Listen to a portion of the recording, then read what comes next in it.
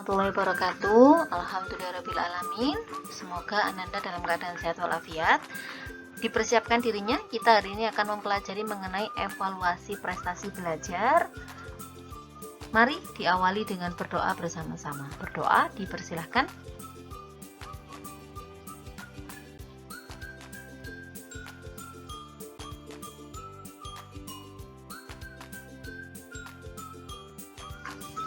Sedikit saya akan mengingatkan tentang motivasi belajar, materi kita pada pertemuan yang lalu. Dengan menerapkan motivasi belajar, menerapkan sikap dan kebiasaan yang benar dalam belajar dapat membangkitkan semangat belajar. Keadaan terbatas semacam ini, saya harapkan sampean bisa menggali dalam dirinya sampean sendiri untuk memunculkan motivasi belajar. Ingat, prestasi belajar itu adalah tanggung jawab masing-masing pelajar. Oke, kita melangkah menuju materi pada hari ini. Silakan disimak dengan baik tentang pengertian evaluasi prestasi belajar dan juga evaluasi prestasi belajar. Evaluasi sebelumnya kita sudah pernah melakukan pada saat saya meminta sampean untuk akhir bulan Januari ya, insya Allah kalau tidak salah, melakukan evaluasi terhadap prestasi belajarnya sampean, terhadap pengerjaan tugas sebelum ke prestasi. Nah, itu contoh nyata cara mengevaluasi. Saya ulang kembali, evaluasi di sini adalah sebuah penilaian terhadap keberhasilan siswa mencapai tujuan yang telah ditetapkan dalam sebuah program. Sedangkan yang disebut dengan prestasi belajar adalah penguasaan pengetahuan atau keterampilan yang dikembangkan oleh mata pelajaran. Cara melakukan tesnya adalah memberikan angka atau nilai. Bapak Ibu guru memberikan nilai atas tes yang diberikan kepada sampean. Sehingga kita simpulkan bahwa evaluasi prestasi belajar adalah penilaian atas prestasi belajar. Apakah tujuan belajar yang telah ditetapkan tercapai atau tidak? Dipahami poin ini dengan baik? Selanjutnya kita menuju tahapan materi yang berikutnya.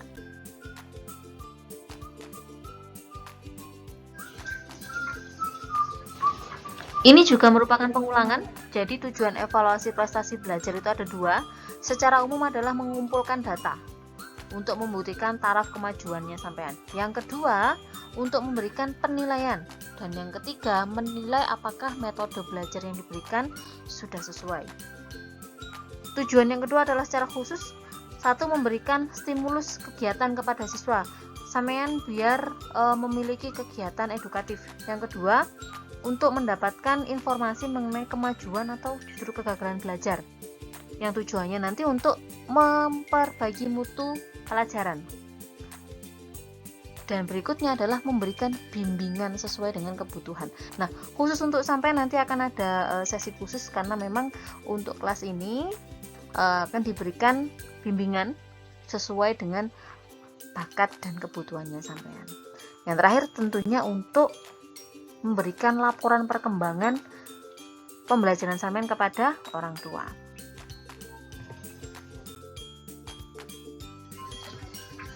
Ada 3 fungsi dari evaluasi belajar. Yang pertama adalah untuk menentukan murid di dalam situasi belajar mengajar yang tepat. Yang kedua, untuk memberikan umpan balik kepada guru. Jadi untuk memperbaiki proses belajar mengajar, kami memerlukan evaluasi apakah ini sudah sesuai atau belum programnya untuk sampean. Yang ketiga, untuk memberikan angka yang tepat. Jadi jangan khawatir, jangan takut ketika dilakukan ujian, dilakukan tes, itu yang utama adalah untuk mengetahui sampean ini sudah berada di tingkat kemampuan mana.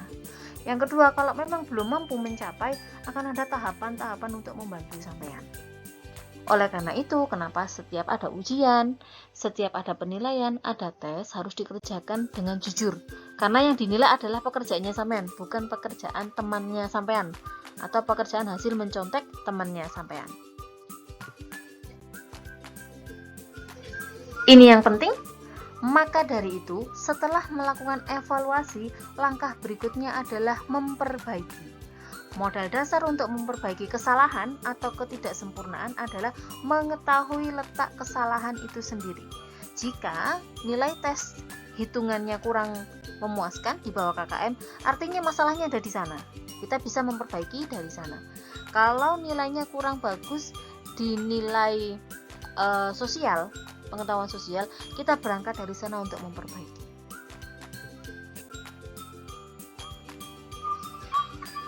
Saya ingatkan kembali tentang contoh sederhana bagaimana langkah-langkah melakukan evaluasi. Yang pertama adalah bandingkan antara nilainya sampean dengan nilai KKM, di atas kah, pres kah, atau di bawah kah. Kalau misalkan yang sudah di atas dipertahankan, pres dan di bawah dicari penyebabnya. Nanti akan ketemu. Nah, setelah itu ditetapkan solusinya, di mana permasalahannya sampean.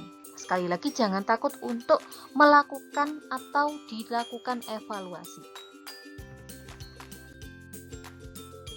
Alhamdulillah untuk pembahasan ini saya sudah di ujung pertemuan.